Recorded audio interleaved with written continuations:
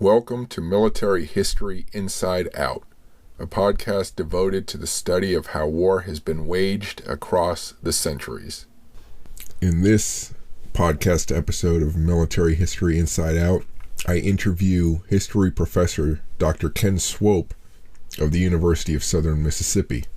His specialty is Chinese military history, mainly 16th and 17th century. He's written a lot on that period, and I talked to him about his upcoming book on the Trail of the Yellow Tiger, which is about the rebellions in southwest China during the Ming-Qing transition. My pronunciation isn't very good. So there's a lot of interesting stuff here about Chinese military history and military history in general. So enjoy. Thanks. I'm speaking with Ken Swope, author of On the Trail of the Yellow Tiger. Thank you for speaking with me. Oh, you're welcome. Great to be here. So when did you start writing history? When did I start writing history? I guess, well, it depends on if you consider grad school writing history, but or maybe even undergrad. It's kind of interesting that my subsequent career, which has now spanned a couple of decades almost, all emanates from like an undergraduate senior thesis that I did at the College of Worcester in Ohio on the Ming-Qing transition in China from essentially the late 1500s through the late 1600s, 16th, 17th century stuff. And interestingly enough, the subsequent books I've written thus far have all been sort of connected to that project in some way. I've done other things that have sort of branched off. But so I guess I started writing then as an undergrad, and because we had to do a junior and senior thesis where I went to college, and these were significant. I mean, the senior thesis I wrote was over 200 pages, so it was a pretty long project. I mean, it was all secondary sources at that point, but so I guess from then, so I'd say the early 90s would be the sort of date from which I began. So I see your previous two books and this one, as you say, are within that same area and focus. Have you always wanted to write a book about this particular subject that you've written on? In this particular book, or you mean in general? No, this particular one. Well, in a sense, yes. What sort of happened is that the first book, because of feedback I got from that, the first monograph, the second monograph was essentially a sequel to that. And then this one came right out of the second book because I had extra material that originally I was just going to add on a little chapter at the end of the previous book I wrote, and then I realized there was so much good material out there in terms of source material, and a lot of stuff that people outside of China, and even in China to an extent, have never really touched, that I realized I had enough material for an entire additional book. And so that led me to do that. And then actually now, although I'm working on another project that's farther in the future in terms of my chronological focus, my next book after the one I'm working on now will be a sequel to this one we're talking about today. So it's like one of those Star Wars things where it keeps like having more story. I hope I don't get into prequels, because those always get the bad reviews. But the sequels just keep coming because I keep finding material. And it's interesting as a historian because what happens is you start one place and you tend to go back for origins, and then in some cases you start realizing, well, there are connections here that I didn't really understand before, but you can't understand them until you actually read the sources. Right. And in particular, when you're reading really kind of obscure sources that not a lot of people have messed around with, then all of a sudden you start to come to realizations that, as far as I know, other people haven't had or they haven't talked about, and so it leads to the idea like, well, gosh, now I got to do a book about this next because I've seen this connection. So tell me a little about the subject matter and focus of this particular book. Okay, well, the title character, is the Yellow Tiger, so to speak, is a 17th century Chinese peasant rebel. And his real name is Zhang Xianzhong, but he was called at the time by contemporaries, and certainly has been called later, the Yellow Tiger, because of his sort of personality. And he had his particular complexion of his skin, and he had scars probably from a childhood illness. And so he became this sort of legendary figure in China who was closely involved with these peasant rebellions that help overthrow the Ming Dynasty. And so my previous monograph, the last one I wrote, deals with those rebellions, and he was one of the major rebel leaders. And interestingly enough, then when the Ming actually falls, the other major peasant rebel is the guy who captures Beijing. But this guy sets up a kingdom in Sichuan province in southwest China, where he ushers in this reign of terror that supposedly, according to some of the sources, like wipes out 90% of the population in 3 years. And there's all kinds of horrific things that happen in his wake. And so this book is sort of about him, but not just about him himself, because he dies relatively early in the process. But then, even more interesting, all his lieutenants, who are adopted sons, then become the loyalist generals defending the Ming Dynasty against the Manchu invaders. Sure. And so these guys then, basically there's a fighting retreat across South and Southwest China for 20 plus years, and these guys who helped overthrow the Ming are the defenders of the Ming, and they become known as Ming loyalists of all things. It's kind of interesting. So he himself is still somewhat of a villain, but then his sons, or his adopted sons, are heroes. And so the story is fascinating because you've got all this detail about what was going on militarily, socially, politically, and it's complete anarchy. I like to tell people this is Game of Thrones in China without all the gentility. I mean, there's blood and gore, and like this guy, much like the character from Game of Thrones, right? He flays people alive and stretches their skin outside his fortress. He has mountains of severed hands and heads and things piled outside his palace. Wow. According to his official biography, if a day went by and he didn't kill someone, that put him in a really bad mood.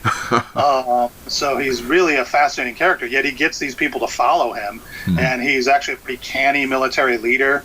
He showed appreciation for like Europe and European culture. He had a couple of Jesuit advisors, and so one of the sources I use in the book are the diaries of one of these guys who was a Jesuit priest who was there for for 3 years witnessing all this stuff.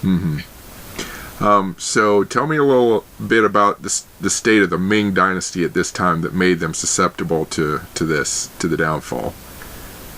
Well, essentially, everybody should just read the previous book, and I completely explain it. Okay. What happens is that the Ming had been successful for a couple of hundred years, but over time, like a lot of governments, about 200 plus years in, they became subject to a lot of bureaucratic gridlock, to a lot of factionalism, a lot of politics, where people would play political games and stymie the initiatives and interests of other parties for their own ends, even if it didn't really benefit the people or the government in any way. The Ming rulers, after the first couple, are not as effective in general. They tend to be raised in the palace, surrounded by sycophants and lackeys and things like this. Now, some of the late Ming rulers are a little more effective, but they still have to deal with this deeply entrenched and fractured bureaucracy. And so by the time you get into the 1620s and 30s, the system has gotten really bad, and you've got power factions of officials, like civil officials. You've got military officials who get involved with this too. You've got eunuchs in the court who are the emperor's advisors, and they have their own secret police. And so people that are, the enemy of the throne can get brought before the eunuch secret police. And most of those people, never come back. They're put into jail and they die under mysterious circumstances. And as all this is taking place, you have a rising dynasty in the Northeast, the Manchus, and you have a series of state builders up there that sort of issue their challenge to the Ming. And that happens in the early 1600s. And so the Manchus they're the people who are invading, as this takes place. And they're the sort of enemy of the Ming by you get to this point. But the Ming are beset by factionalism within, by the Manchus coming from without, by peasant rebels within. And on top of all that, and I really talk about this actually in both the last two books, this is a period known in history as the Little Ice Age. So there's all kinds of, and people can identify with this, climate change taking place that lead to poor harvests, to natural disasters, to drought, locust plagues, epidemic disease, famine.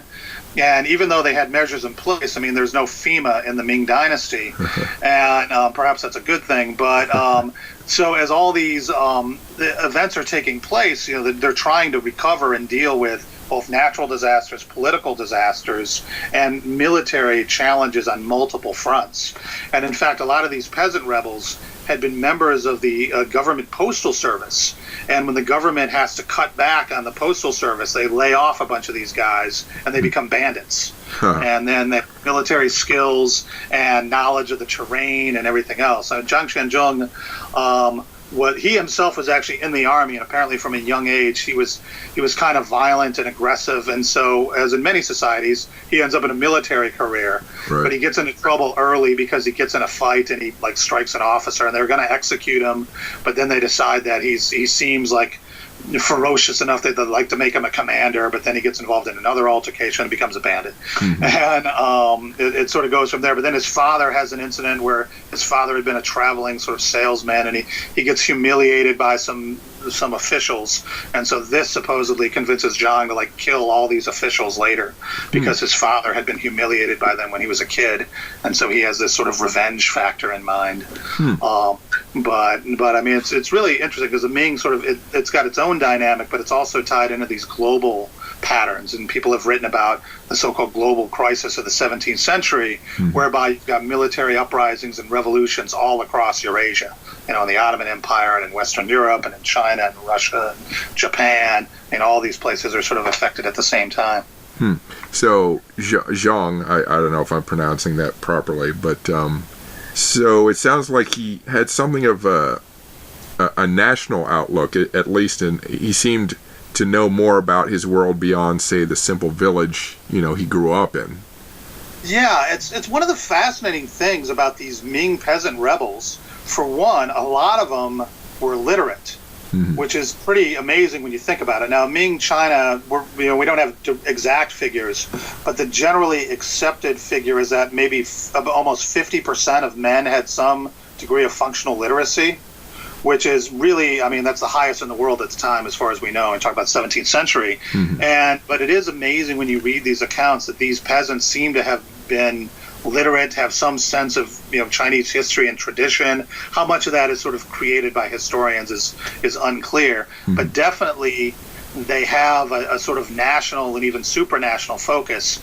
And I think part of that is because the Ming itself was a pretty dynamic society at this time. There's a lot of foreign trade going on. The Ming economy is propelled by silver from the Americas, and these peasants in particular, they travel all over because they're rebels, so they're constantly running from government forces.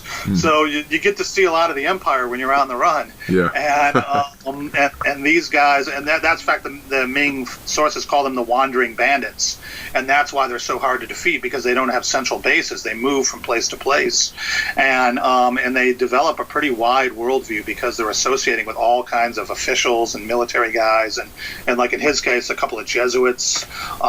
So there are some connections to the outside world. So, and although Zhang himself, as far as I know, he never goes to Beijing. Now, the other guy does, but I don't think Zhang ever gets to Beijing.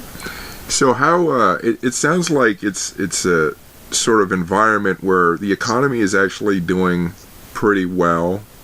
Sounds like it, and if these guys are moving around, how do they sustain themselves, and is the populace not fighting back against them? It seems like they kind of have some freedom of movement. Well, part of the problem, of course, remember, is that we're talking about a massive pre-modern empire. So while the travel routes and the trade routes and the sort of postal routes and things were relatively advanced for the time, still the communication infrastructure is not what it is in a modern state. You've got, in the area that they tend to operate in is forested and mountainous, so you can disappear pretty easily. A lot of the ordinary peasants work with them. They're either part of their armies, they come and go, they join with them, they work as spies with them. Because what had happened is, even though there was a general level of prosperity, the Ming had been involved in a lot of wars. There's a massive war to defend Korea from the Japanese in the 1590s. They're fighting the Manchus, and so they had been raising taxes to kind of pay for these conflicts, particularly the Manchu conflict. And so part of the problem is that the tax burden is not distributed evenly, and a lot of the wealthy people find all kinds of tax holes and dodges, whereas all the tax burden hey, surprise, surprise, falls on the poor people. And so some of them, once things get really bad and their taxes are too high, harvests are bad, they join the rebels. And so then the state is constantly forced with this dilemma, like even when they beat the rebels in battle, do you kill them all? Or knowing that a lot of them have just sort of been impressed in the service or gone out of desperation, do you just arrest and kill ringleaders and then let the other ones go? And because they're your subjects, the government can't just kill all its people. Even Chen Zhong realizes that at one point, like you can't just kill everyone because then no one pays taxes or does anything for you. And so from the government perspective, these guys are moving from place to place, and it does suggest that there's still, even if the government's having trouble getting taxes in, there must be some level of productivity and resources, because these guys can sustain armies of tens of thousands in the field. And the Ming army itself is hundreds of thousands, the national army, maybe over 1 million even at this point. And so there's still money to be had. It's just a matter of where you get it from. And so the emperors, one of the things they do is they resort to sending out eunuchs to be tax collectors, because the eunuchs have direct connection to the ruler and not to any other powerful families. Of course, the other officials hate this. And so in history, the historical records, the official records, always say that the problem was that the eunuchs were out oppressing the people and the officials were serving the people. But that's not really true. The officials were hiding their money, and the only way the emperors could get it was to use the eunuchs as thugs to sort of shake them down. And so that's where when you actually get into the history and you look at some of these alternative records, you see that a lot of the sort of received wisdom about the eunuchs being evil and the officials being good is really self-serving. I mean, there were good and bad officials, there were good and bad eunuchs. And so the state actually, once the Manchus take over, they kind of get rid of some of the corruption and sort of revamp the system a little bit, but they basically keep the Ming political system intact. And it functions pretty effectively for another 200 years, almost 150 years, whatever, after the Qing conquest. So clearly, the system, could function if it was, properly run. So, and you may have touched on this already, but what would you say is the main theme you're exploring in this book? Actually, the main theme is looking at the effects of war on local society and ideas of trauma, social upheaval, dislocation, movement, from place to place, and how war intersects with society at the local level. Because the part of China that I emphasize in this book is Southwest China, which was in this period especially, and even is to some degree today, less developed than the kind of major areas in the east and the southeast, more of a frontier area. But this is where the longest sustained fighting happens during the Ming-Qing transition.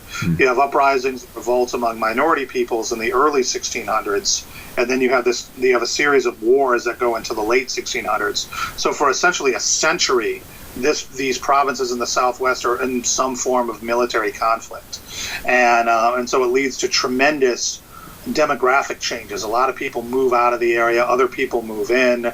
Entire societies are sort of disrupted because there are all these minority groups and tribes that live in this area of China, and so they get sucked up into these events as well.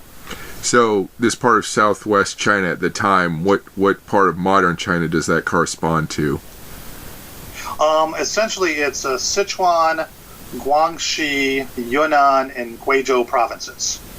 So these provinces, they're sort of considered southwest of China proper, but I guess they're north of Burma and Vietnam, and Sichuan and Yunnan both border on Tibet as well.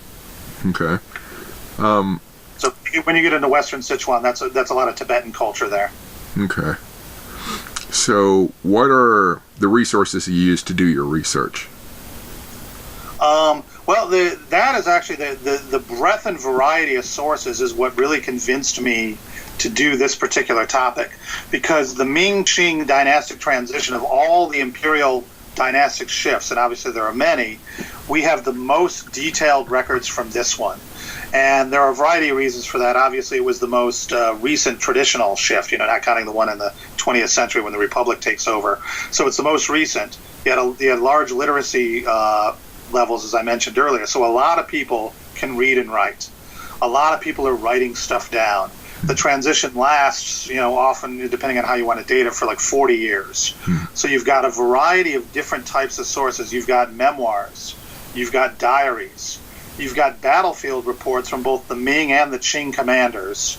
You've got imperial proclamations from the Ming loyalist emperors and the Qing emperors.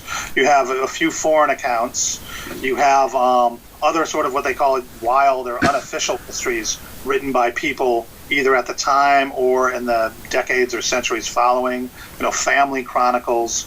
You have what the Chinese call gazetteers, which are local histories of counties or cities or prefectures, things like that. So you have a tremendous variety of these kind of sources that you can look at. So you really get a great picture of things. In some of them you have folk tales, short stories, ghost stories. All kinds of things about this period that really make it rich to give you a sense of what was going on at the time. And some of these chronicles, the guy who was one of the Qing commanders, a former Ming general who defects to the Qing and who was responsible for the pacification mostly of Sichuan, his records is 24 volumes of letters and correspondence and things, and it's just amazing how detailed it is.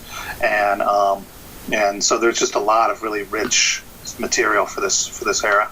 So where is most of that housed, or is it just spread out everywhere currently? Well, luckily, for various reasons, a lot of the materials were gathered and compiled in big compilations during the Qing Dynasty and in various imperial projects in the Qing period, because they wanted to chronicle the conquest, particularly stuff that was favorable to them. Other things were gathered in compilations in the 19th and 20th centuries in mainland China and Taiwan. So a good portion of the material has been published in one form or another. More recently in China, various provincial and regional publishing houses have gathered collections of materials on peasant rebellions in general. A lot of stuff was done on peasant rebellions in the early communist era because they wanted to find peasant heroes from the past to kind of to put their own revolution in context. So even though some of the intros and stuff of these materials were politicized, they always start and end with a quotation from Chairman Mao, but the actual material is great because it's the primary sources of peasant rebellion from different perspectives. Folk tales, government campaigns, letters, dispatches, that sort of thing. So you've got those. You've got the official, dynastic history of the Ming Dynasty, the dynastic history of the Qing Dynasty, the veritable records of these different reigns. As I mentioned, memoirs and diaries, and these are transmitted by families, and then some of them are put into compilations. And then there are a few unique sources that are held in libraries. Most of them are in China. So I had to go to the National Library of China for a couple of things that are unique manuscripts that are in their rare book collection, because there's only one copy or two copies in the world. Like in one case there was a copy in Tokyo and a copy in Beijing. And then so that's where I got most of that rare stuff. There are a few things out in provincial libraries, but the rarest and most unique items I got were in different branches of the National Library of China. Were there any artifacts or objects that you came across that informed this writing? Yeah, actually there were, and so the first time I went to China in 2 different summers to kind of complete research. So the first time I went was mostly in the archives, and then I did some field work out in Sichuan, and Chongqing, and up in Zhang Xianzhong's base in Chungdu, and I eventually found Zhang Xianzhong's grave, which is in a tiny little village in the middle of nowhere out in Sichuan province. And it was quite difficult to find. Because we went to this town and we started asking people. This cab driver said, "Well, I think I kind of know where it is, and it's behind this temple up on a mountain outside of town." And so we checked this little guidebook in our hotel that we were staying in, my wife and I. And then we called the cabbie up, and so we go up this thing, and we're asking directions from people to people. And finally, this local police security officer comes by, and because we were at this temple, and the monks went and got him. And he comes by and he goes, "Oh yeah, I know where it is." He goes, "I'll take you there." So he unlocks this gate, and we walk up this winding mountain path, and there it is. There's this gravestone at the top of this hill, and there's some incense sticks, somebody had done some sort of sacrifice to him. And then there's a couple of random plastic bottles of water there, just thrown around garbage. They had sacrificed and then threw their garbage there. So we saw that.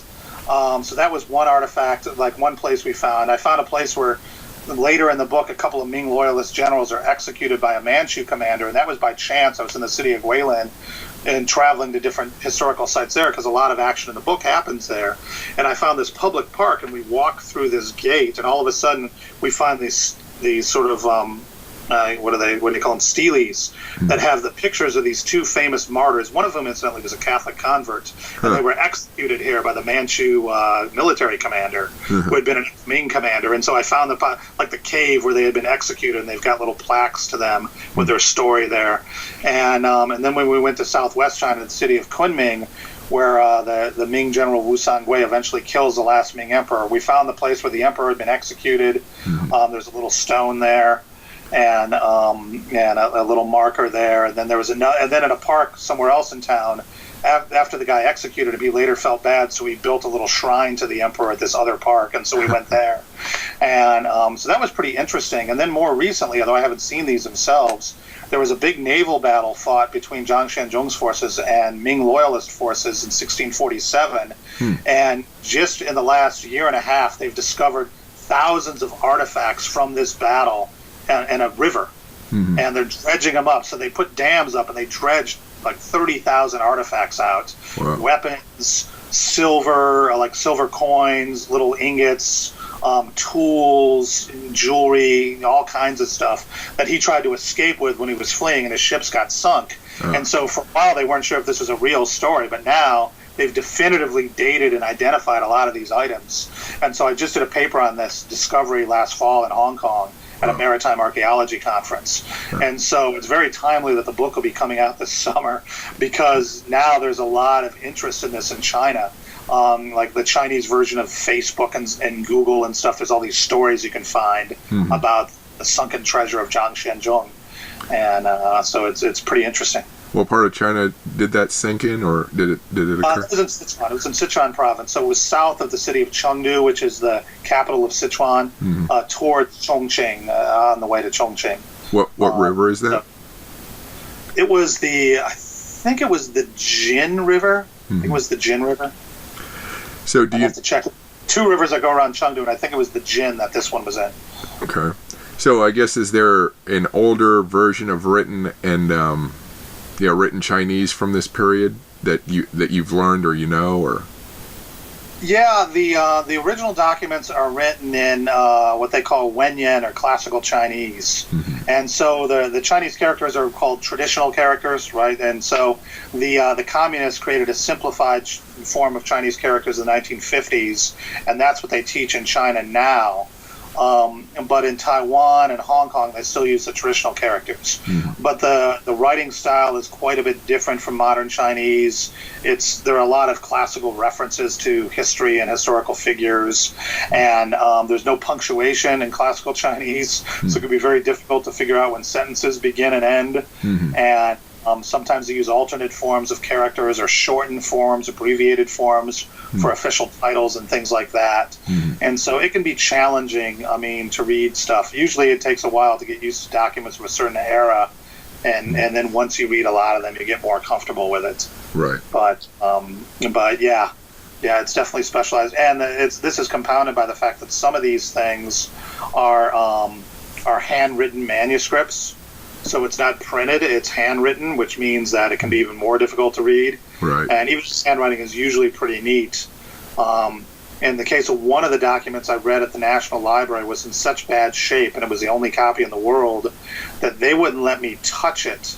I had to sit there all day in the library with a librarian, and she wore gloves, and she would turn page by page as I read, and then I could transcribe, either copy it or just transcribe it in pencil in my own notebook, because they wouldn't let me take digital photos. And then I would just say, like, Shan, which means turn the page, like, all day. And she would sit there for 8 hours with me all day, because I would go there when they opened and leave when they closed, because they would only give me a few days to read them, because these documents are so precious that they're like, okay, you get 2 days per document or 2 days per source. And the one case, the stuff was really long, and so my wife argued with them. She's Chinese. She argued with them and to give me an extra 2 days because the source was so long. And she's like, he's a foreigner. He can't read Chinese as fast as us. There's no way he can read all this in 2 days. I gotta give him more time. And so finally they give me an extra 2 days. I still didn't really get through all of it, but I got through more of it. I mean, that was a really long one. The other sources were short enough that in 2 days I could read them, but it was pretty interesting just to see that stuff. So what part of the research for this particular book was most enjoyable? It's probably a combination of doing that stuff in the National Library and just knowing that literally a handful of people in the entire world have ever read this stuff and looked at it. And so just finding things and saying like, wow, in 400 years, how many people have ever had the chance to look at this? Right. I mean, that was pretty cool. And then actually to go to a few of the battlefield sites and see, just kind of see the lay of the land and stuff. I mean, there's one famous pass that they go through to take the city of Chongqing, and it's funny because all these cities, like back in the Ming, they were much smaller. So you go there now, and this strategic pass is in the middle of the city, and it's in like some city park. And so you go there, and you're like, well, but then you get a view, and you're up in this mountain, and you can see the entire city of Chongqing around you, and you're like, now I see why this was so strategically important, because at the time, if the city's down below on the river, this is definitely the way you want to go in. Right. But now it's just like, yeah, whatever, there's a subway stop, you get off there, and then you walk out to this site. But, back then when it was much smaller, it's a different location.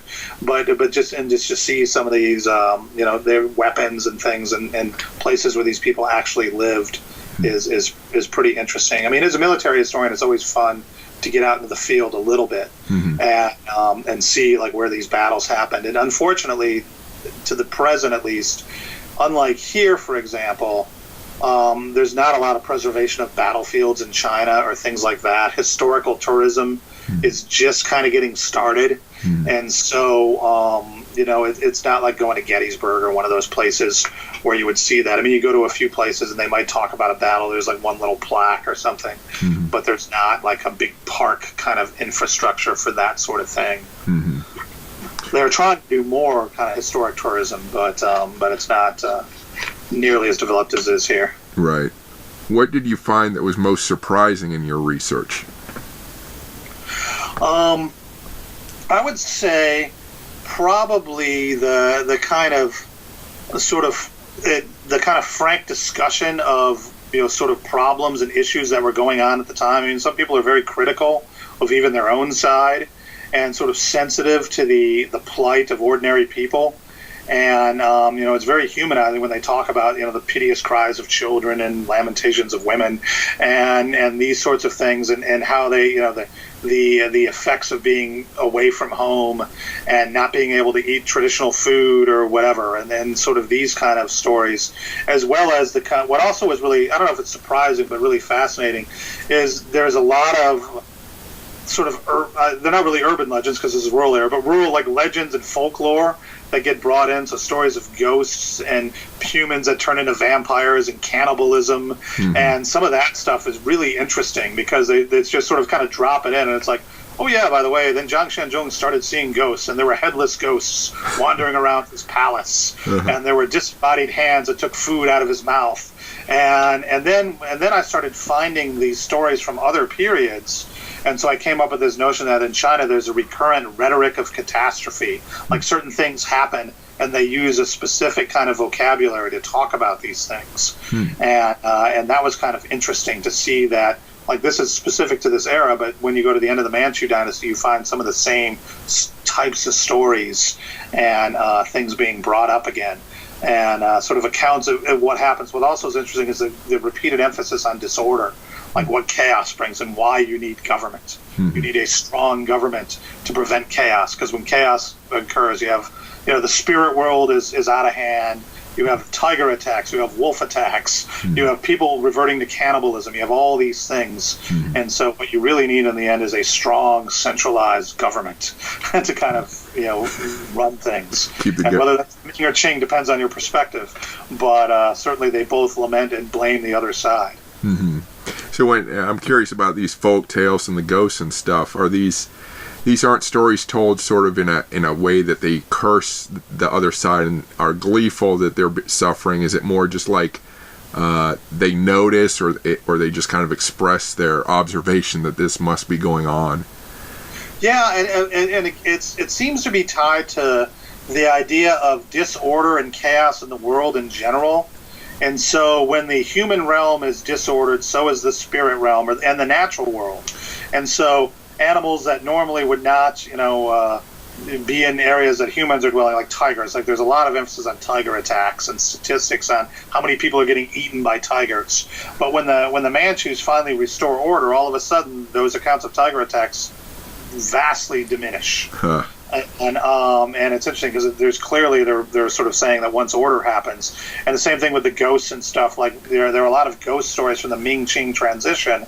Then they tend to tail off, but then when you get to the mid 19th century of these major rebellions again, a couple hundred years later, all of a sudden there are all these ghost stories again, and stories about phantom armies and headless ghosts and these sorts of things.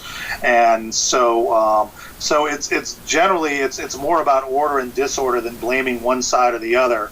Although certainly there are incidents that are perpetrated by the Manchus or by the Ming that lead to these sort of ghostly developments.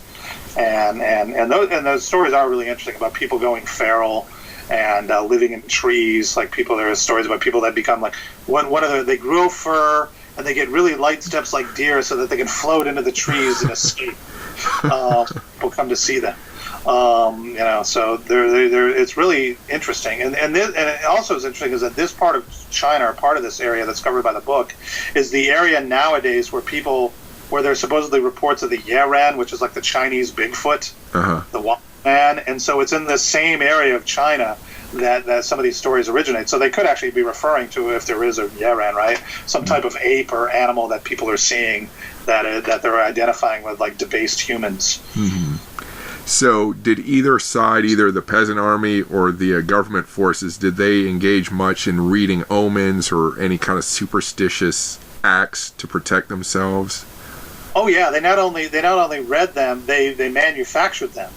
And so at times, like the peasants will create their own omens to inspire each other to fight and things like this. Certainly the peasant rebels at the end of the Ming do a lot of this. The government does some of this. In fact, there's before the city of Chungdu, before Chungdu falls, one of the sources records that all the turtles in one of these lakes in the city left spontaneously.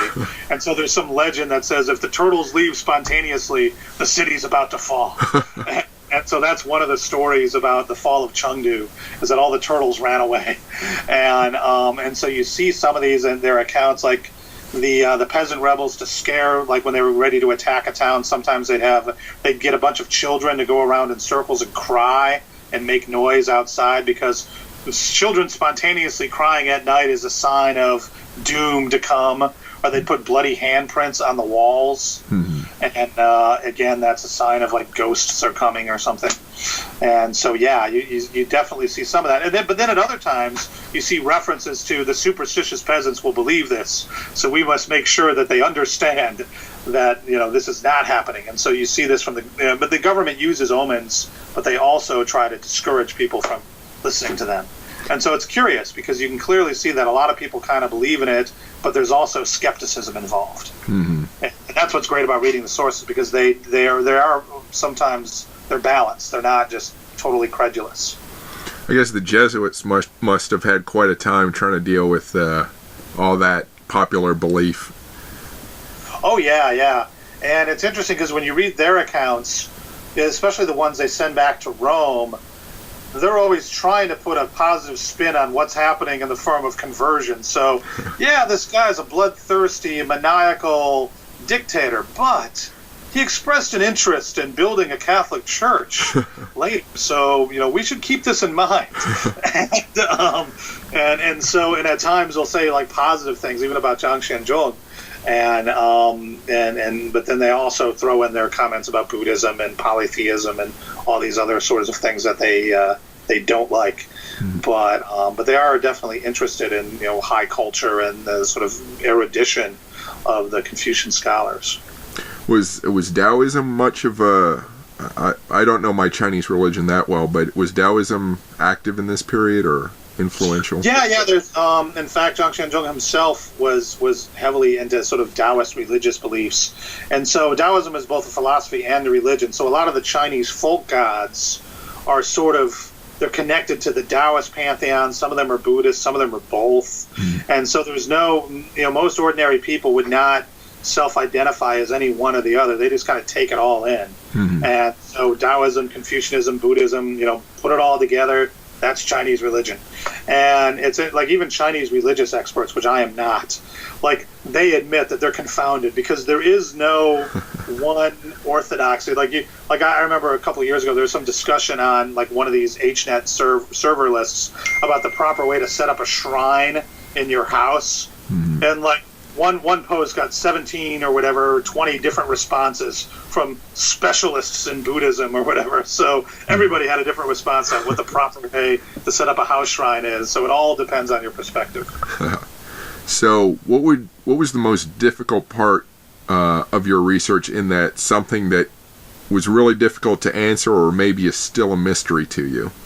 Well, the biggest challenge, I guess, was at times figuring out motivations for people, and just keeping all the characters and individuals straight in terms of how things happen and how they sort of fit together, because there are literally hundreds of documents, and at times you've got dozens of kind of major players, and so at times it's sort of difficult to figure out precisely why somebody joined with somebody else, or what a particular motivation was, or why somebody decided to do A rather than B, because they might not even mention it, or you might get 3 or 4, 5 different explanations depending on which source you read. So trying to correlate all these different threads and put them together and figure out exactly what's going on and how it kind of fits into some coherent whole, it was probably the biggest challenge. I mean, because a lot of people have written about the Ming-Qing transition before, so the general sort of narrative of events is fairly well established, but just who did what, why is sometimes a little bit confusing. Like, why did Zhang Xianzhong's why did his adopted sons decide to become Ming loyalists? And it's still, I have my suppositions, but some of them seem completely self-interested, but one of them in particular seems like he really was legitimate, but we don't necessarily know why, except what his sort of defenders tell you, as his sort of modern Chinese supporters tell you. So was there anything you discovered that emotionally moved you? And I don't just mean sadness, in maybe something very funny or amusing or just, emotionally powerful.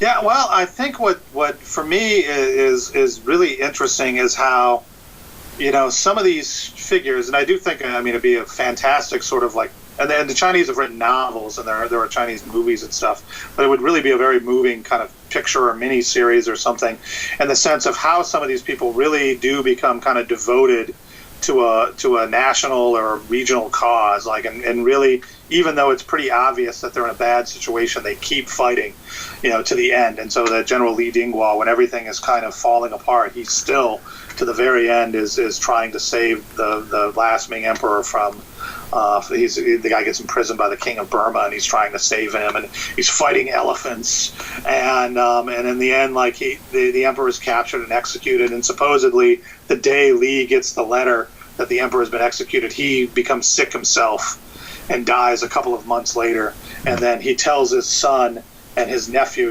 the son and the son of one of his best friends, he's like, whatever you do, never surrender to the Manchus. This is what he says in his deathbed. And of course they both do. They both get sinecures as princes and surrender to the Manchus a few weeks later. But he's still revered as a great hero. And so it's just, and some of these fun stories. These people who are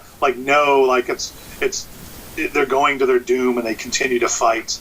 There's some interesting stuff. And there are some women warriors who are very prominent in the story, and their husbands die and then they become warriors themselves. And so some really fascinating stuff. So what do you hope the book will do for the specific field of Chinese military history or military history for this period?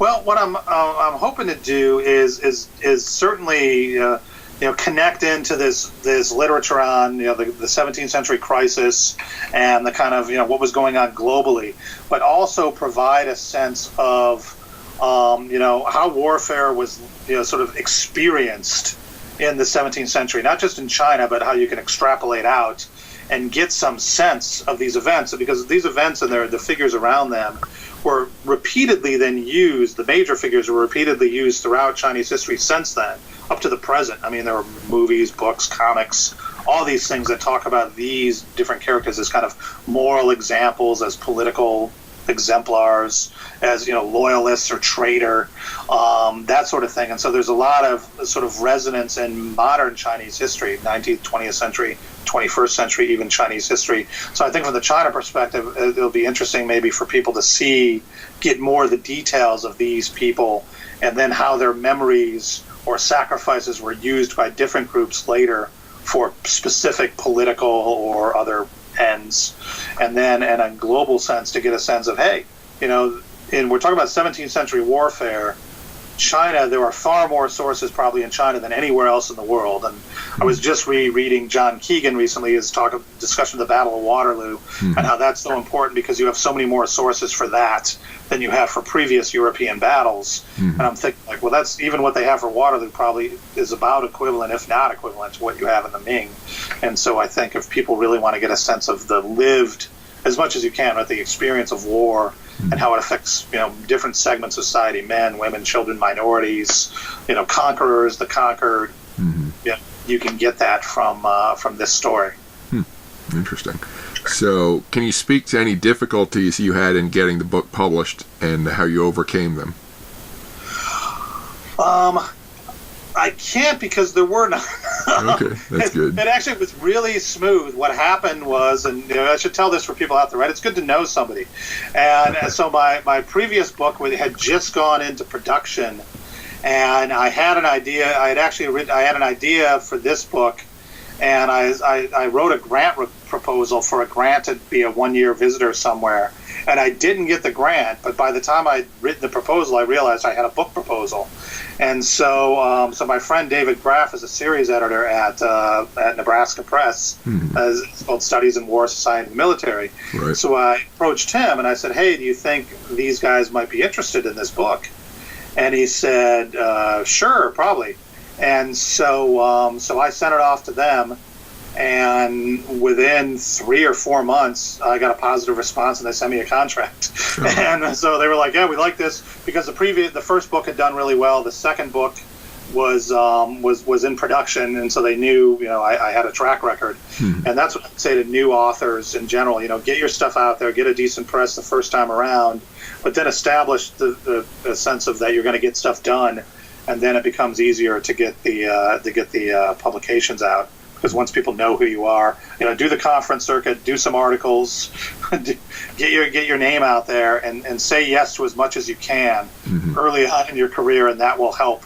Because then a lot of people know you and they know your work, and so when they send it out, people are like, "Oh yeah, I read his first book and I really liked it," and that kind of thing helps. I mean, I think sometimes young, especially people right out of PhD, are so intimidated that they want to spend like 10 years revising their dissertation and make it a book and make it perfect. And I would say, no, just find the right fit and get it out there. And then, because it's never going to be as good as you want it, no matter what you do. Right. So you already mentioned your next writing project. Can you briefly just touch on how you're going to approach it as far as researching? Yeah. The new one is interesting because, again, it's one of these things that I had not, I planned on doing it for a long time, but I just was doing other stuff. And so the new project is actually the one that's not the sequel to this. The one I'm working on right now is a biography of General Zuo. So the guy that the chicken dish is named after, General Zuo's chicken, right? A real guy, and so people like, and I was literally inspired to write that because every time I tell people I study Chinese history, so what about that General Zuo guy? And I'm like, damn it, I'm just going to write a book about him and just tell people read my damn book. And so I'm writing the true story of General Zuo, but he was a 19th century general. And so he gets involved in suppressing all the major 19th century rebellions in China, the Taiping Rebellion, the Nian Rebellion. He builds China's first naval shipyard in the city of Fuzhou in southeast China. He builds a woolen factory in the northwest. And then he crushes a bunch of massive Muslim rebellions in northwest China and comes up with a very sophisticated counterinsurgency doctrine for dealing with Muslim uprisings.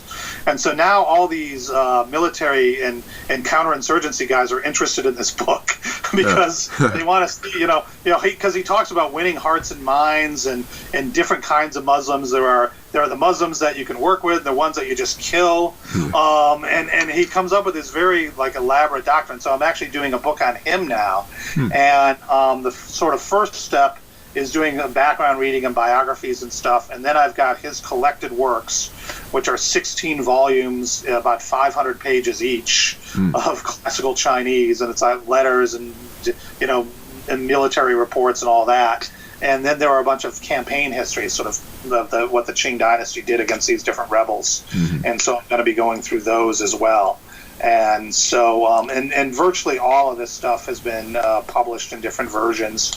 So I'll probably go to China because they've apparently tried to turn his where he lived in his hometown into a bit of a tourist site because he's really famous in China. Yeah. Not for the chicken dish, because that's an American dish. Yeah. Nobody knows about this dish in China. And interestingly enough, his favorite dish was dog.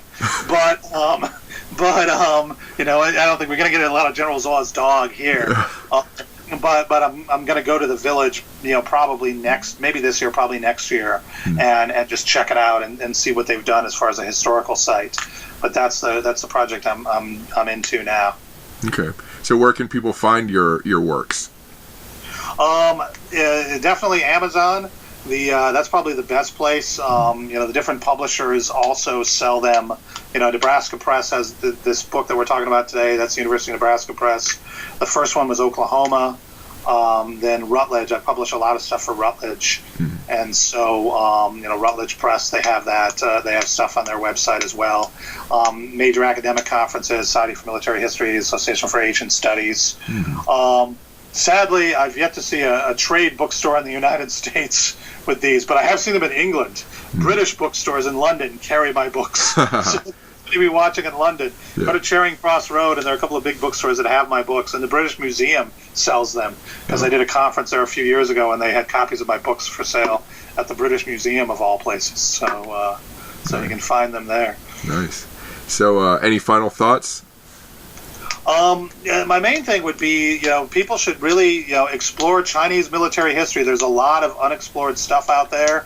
There are a lot of interesting things that really correspond to what's going on elsewhere militarily. I think Europeanists tend to have, blinders sometimes and think that, certain developments are unique to Europe or only apply to them in terms of technology, organization, experience, etc. But in fact, there's plenty of stuff going on in China that also has resonance for other parts of the world, and along those lines, China was heavily involved in military affairs. Some people say, it's Confucian culture, was pacifist. That is a total myth. All right, thank you then. Thank you for listening. More information can be found at warscholar.org.